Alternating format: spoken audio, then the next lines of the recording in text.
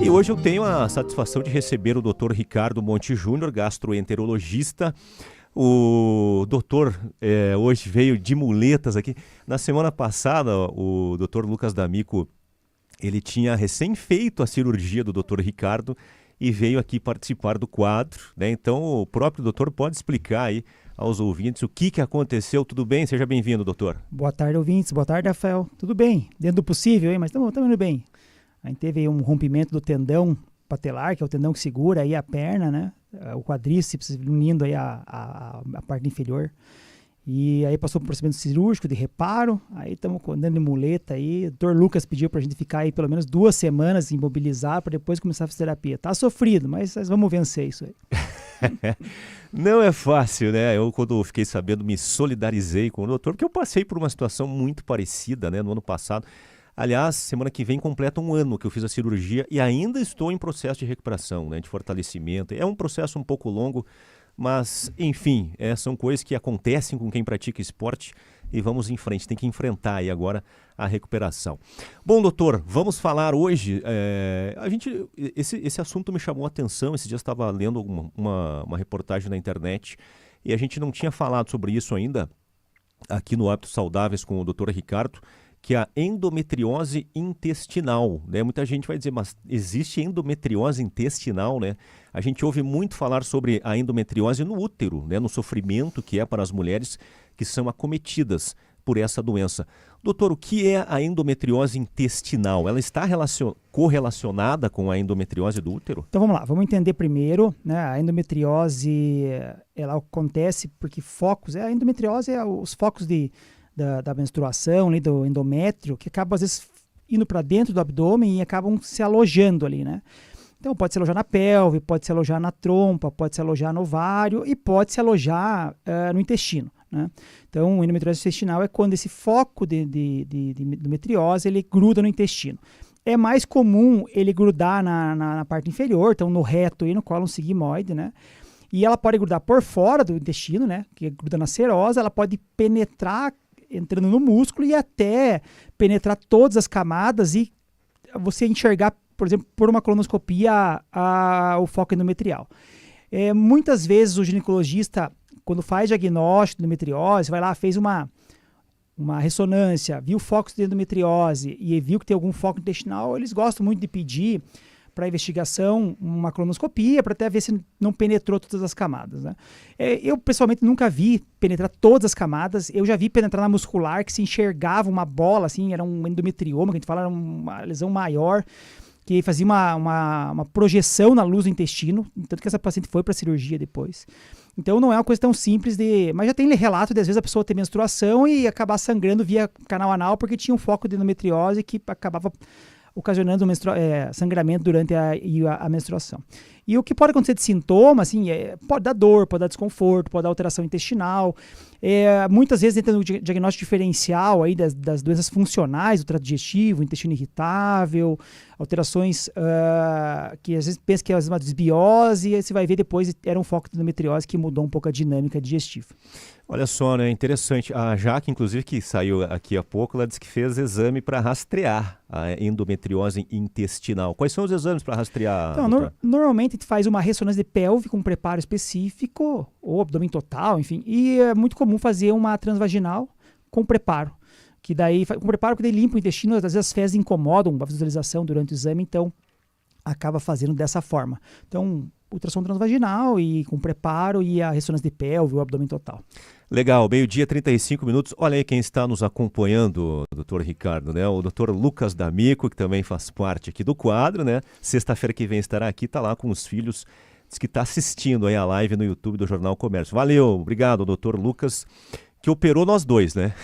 Não, abração para eles. Tem 2 pacientes dele aqui. Aliás, eu sugeri, né, pro Lucas, para a gente fazer um programa com vocês dois juntos, né, para a gente falar do caso do Dr. Ricardo, do meu caso, e a gente bater um papo aqui sobre saúde, sobre medicina.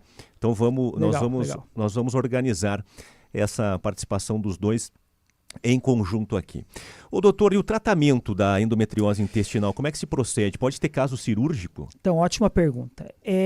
Normalmente, assim, a ideia é tentar, às vezes, suprimir o ciclo, né, da mulher, porque normalmente a dor é cíclica, né? Vai ocorrer mais ou menos durante a menstruação. Então, às vezes, suprimindo o ciclo com anticoncepcional ou algum hormônio em si pode melhorar a dor.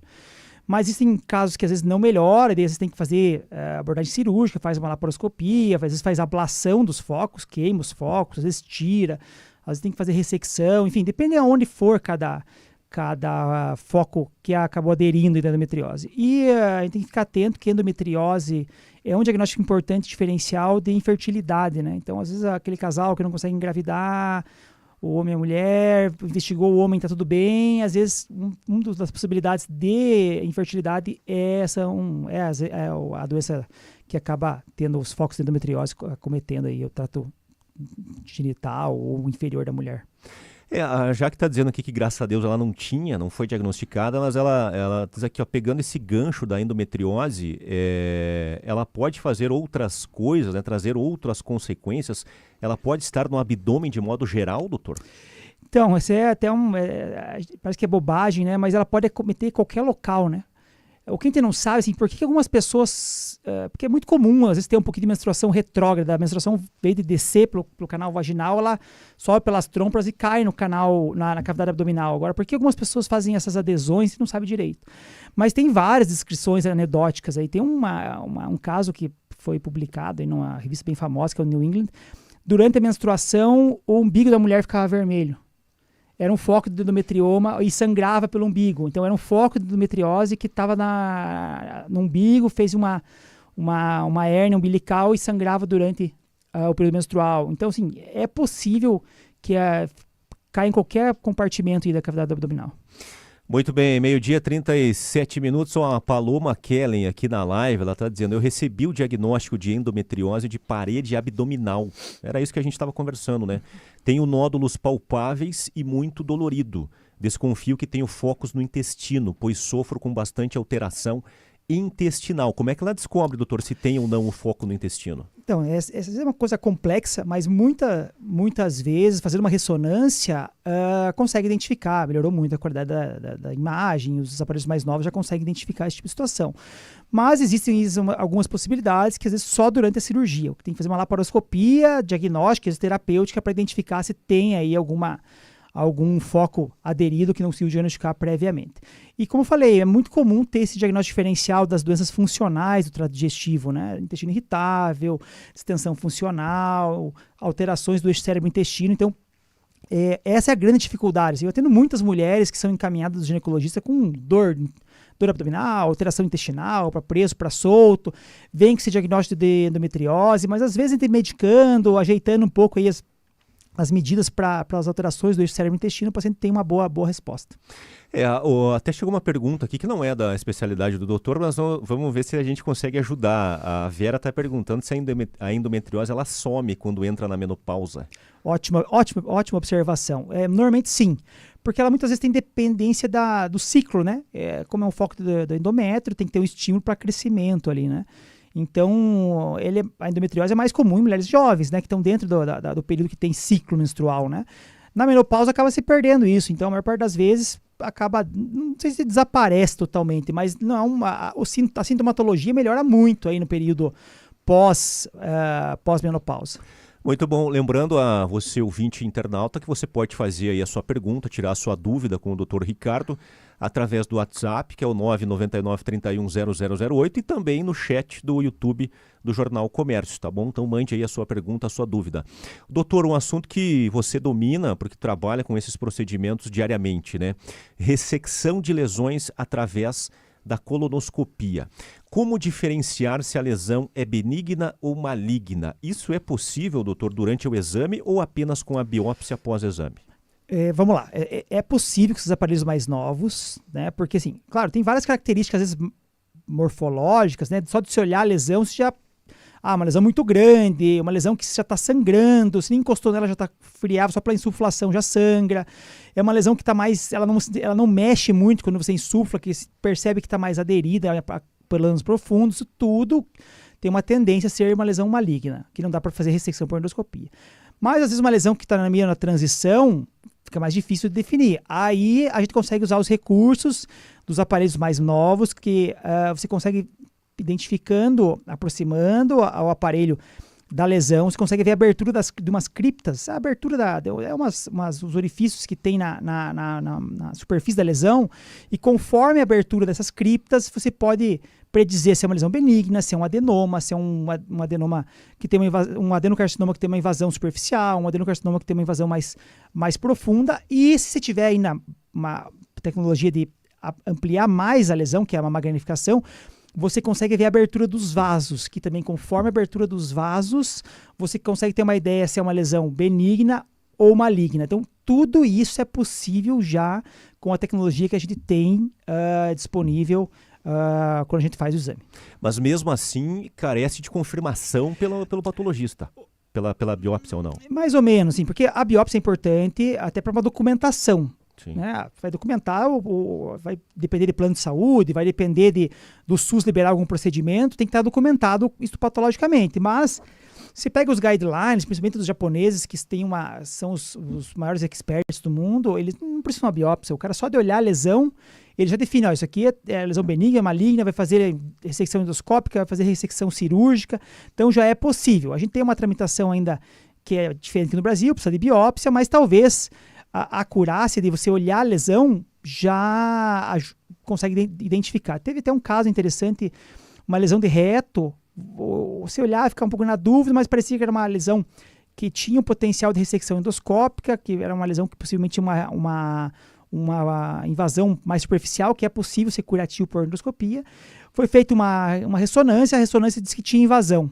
Só que a imagem não mostrava isso. Ele foi para a ressecção, tirou a lesão e, na realidade, a ressonância às vezes superestima as lesões. Então, você vê como é difícil as situações. Então, a gente tem que entender o que está acontecendo, ter conhecimento dessas novas tecnologias, não se basear só por os exames. Alguns exames têm limitações para as lesões transitórias, limítrofes, né?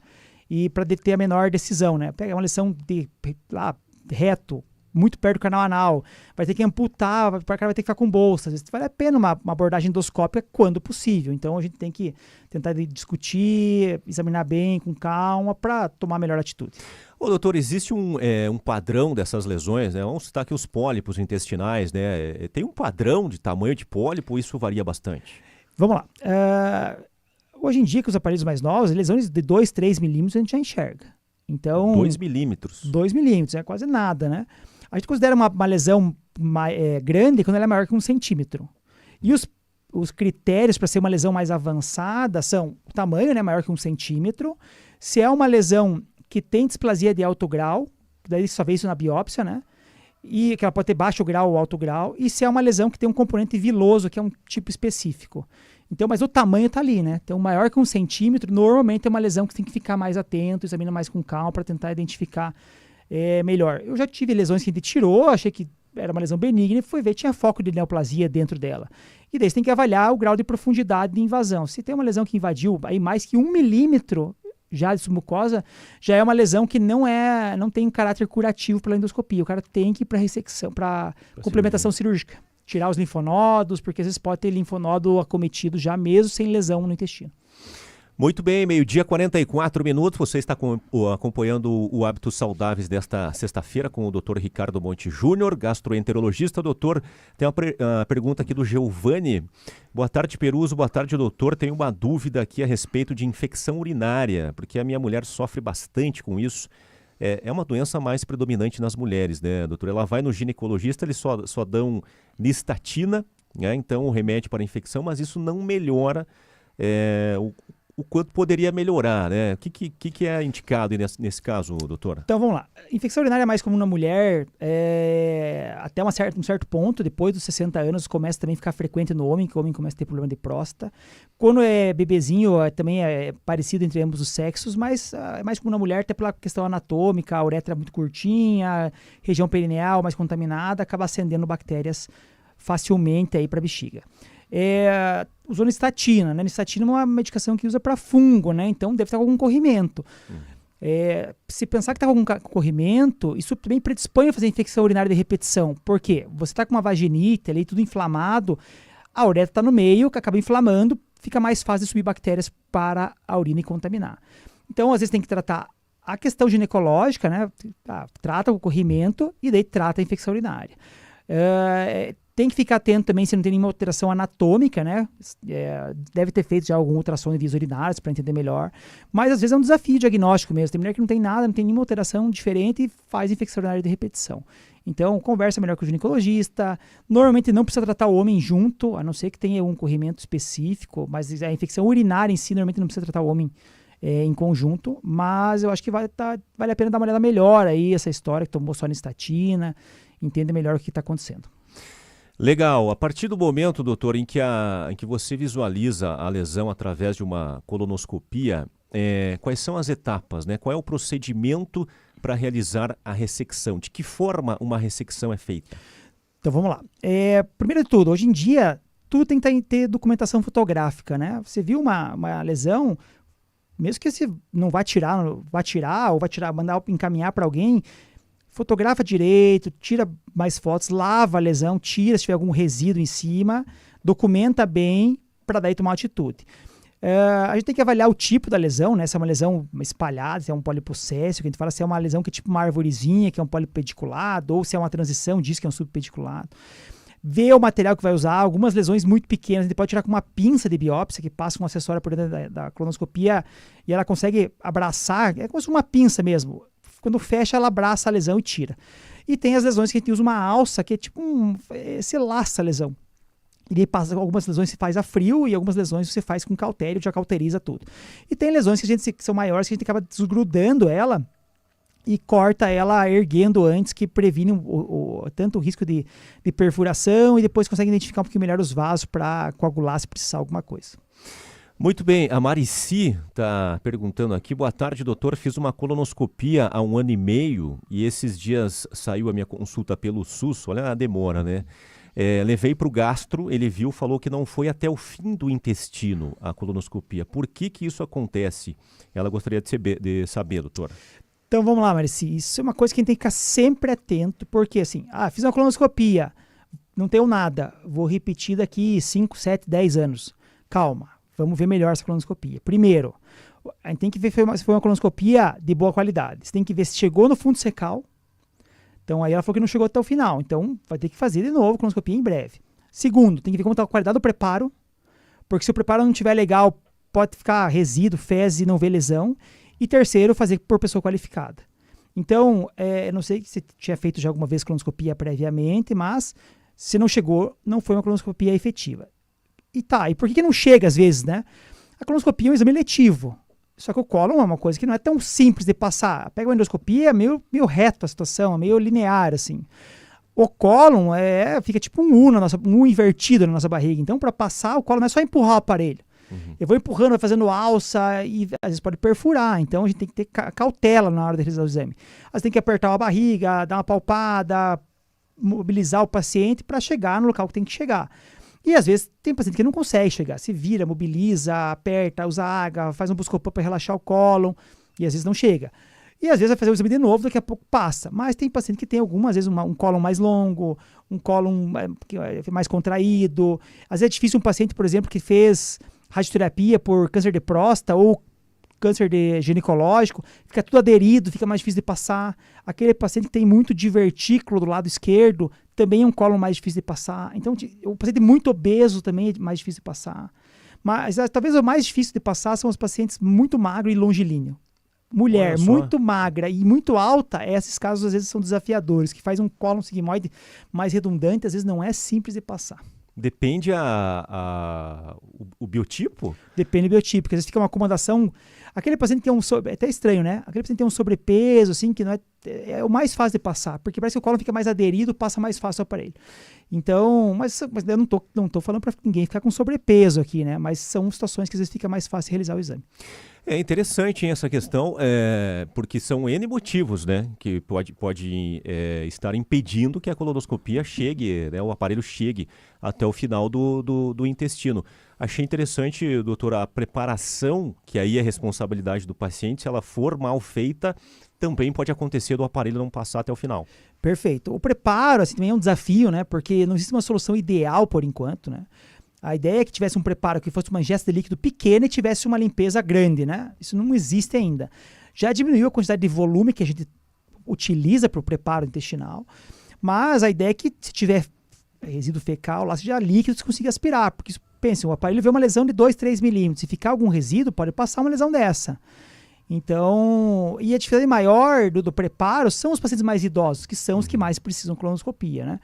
Então eu sempre falo, vai fazer o preparo, conversa direito, entende bem certinho como que é a orientação. Tem que tomar uma grande quantidade de líquido, mas não precisa tomar tudo de uma vez, tome devagar, porque senão às vezes, eu quero terminar logo, você tem que tomar, você toma tudo, vomita. Então, vai com calma, que a maior parte, aí, 90% das vezes dá certo. Aí quando não dá certo, você tem que repetir, você tem que fazer de novo, fazer um preparo um pouco diferente, fazer mais dias de dieta. Então, assim, não é uma coisa tão simples o preparo, mas a gente normalmente tem boa resposta. Muito bom, meio-dia, 51 minutos. Doutor, toda a lesão, todo o pólipo retirado do intestino, ele é enviado para biópsia ou existem exceções? Então, essa também é uma ótima pergunta. Você fala, não dá para uma lesão que você acha que é benigna não mandar para o anatopatológico? Tem alguns locais do mundo que eles fazem isso. O cara de olhar a lesão, isso aqui é um pólipo que é benigno, hiperplásico, eu não vou nem tirar. Mas aqui no Brasil é difícil de fazer isso, né? Se deixar um pólipo, então a gente vai lá e tira, e sempre que tira, manda para o histopatológico. Mas existem alguns locais que eles já fazem. Pega o Japão, o cara olha um pólipo pequenininho no reto, que deve ser um pólipo hiperplásico, definiu, pólipo hiperplásico. O cara nem tira e nem manda para o histopatológico. Mas aqui a gente está numa realidade que a gente não faz isso ainda. Todo pólipo que a gente tira, a gente manda para a biópsia. Todo, sem exceção, então vai para a biópsia, porque é uma norma, digamos assim, do país, né? Os pólipos de cólon, sim. Às vezes no estômago, tem um cara que tá cheio de pólipo no estômago. Só que o pólipo do estômago, às vezes é por pólipo de glândula fúndica, daí, às vezes não tem nem como tirar todos. Você tira uns 2, 3 para fazer uma amostragem, os maiores. Se fechar para pólipo de glândula fúndica, vai acompanhando, não precisa tirar. Mas os pólipos de intestino, não, é diferente. Esses são potenciais de malignização, a gente tem que ficar atento. Muito bem, boa tarde, doutor. Vou fazer a segunda cirurgia da fístula anal semana que vem, em um intervalo de 2 anos. Isso pode causar graves danos no canal, no reto, ou pode mexer com a próstata? Então vamos lá, assim, a fístula anal, que às vezes o cara faz um abscesso, ele faz uma comunicação entre o esfíncter e a pele. A abordagem é cirúrgica, né? E às vezes tem que fazer essa abordagem por etapas mesmo, porque pega uma fístula maior, você faz uma etapa, uma parte dela, depois faz, até porque tá mexendo com o esfíncter, se eu lesar o esfíncter anal, ele acaba perdendo a continência fecal, né? O cara começa a perder fezes sem perceber. Mas talvez a preocupação maior é essa história mesmo da continência, que pode alterar um pouco ali, mas fazendo com calma, com gente capacitada, a tendência é evitar essa complicação. E com relação à próstata, não é para ter nenhuma alteração, não. Ô doutor, que outro tipo de lesão, além do pólipo, ela pode ser tratada já na colonoscopia? Existe alguma outra lesão? Vamos lá. Por exemplo, a angiodisplasia, que são os vasos sanguíneos que às vezes podem sangrar. Você pode tratá-la pela colonoscopia mesmo, pode queimar elas.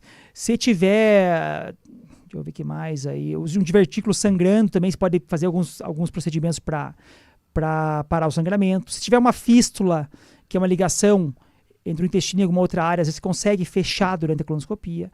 Se tiver uma estenose, que é um estreitamento da luz, muitas vezes por doença de Crohn, né, você consegue às vezes dilatar. Então existem vários procedimentos que você consegue fazer pela colonoscopia, além de retirar lesões, né? Olha aqui, doutora, tem um relato aqui interessante da Evelyn. Boa tarde, Rafael e doutor Ricardo. Sou paciente do doutor há alguns anos. E se não fosse ele, até hoje estaria me medicando incorretamente. Vamos ver se o doutor lembra aí do caso dela. Pois fui diagnosticada com doença de Crohn e retocolite ulcerativa. Pode ter as duas, doutor? Não, às vezes era uma só e fica nessa dúvida diagnóstica no começo, né? Então, eu acho que eu sei quem é, mas devia ser uma retocolite. Se não fosse o diagnóstico correto, o doutor estaria até hoje, né, sofrendo as consequências do uso de uma medicação de uma doença que não tinha, né? Então ela faz um elogio aqui ao doutor, excelente profissional. Hoje, após procedimento cirúrgico e diagnóstico correto e prevenção, vida normal.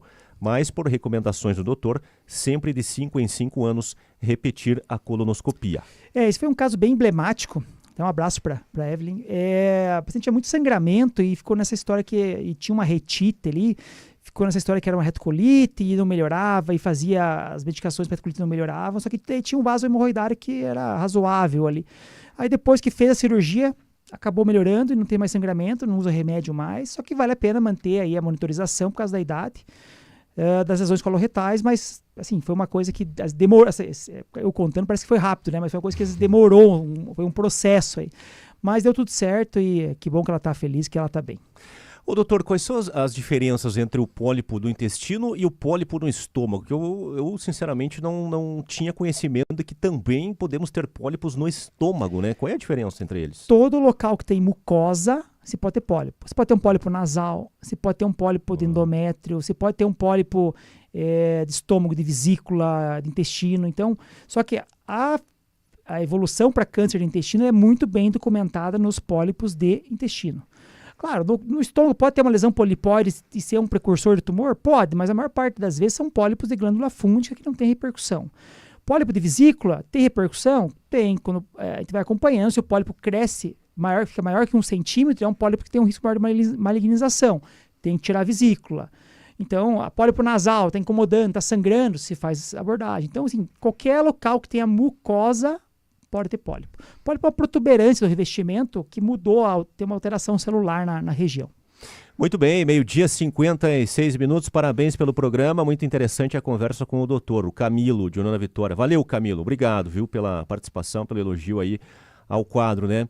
Ô, doutor, ainda voltando ao caso da Evelyn, né, uma pessoa pode ter as duas doenças ao mesmo tempo, doença de Crohn e retocolite ulcerativa, ou ter as duas, mas não necessariamente ao mesmo tempo ao longo da vida? Assim, não pode, ou tem uma ou tem outra, mas o que acontece é assim, a retocolite acomete reto, colo e vai subindo, né?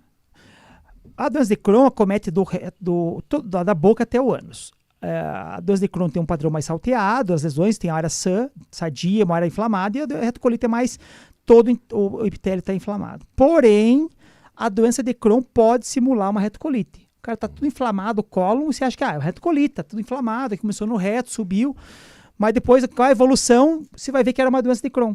Porque o cara começou com uma fístula, o cara fez uma lesão lá na parte de intestino delgado.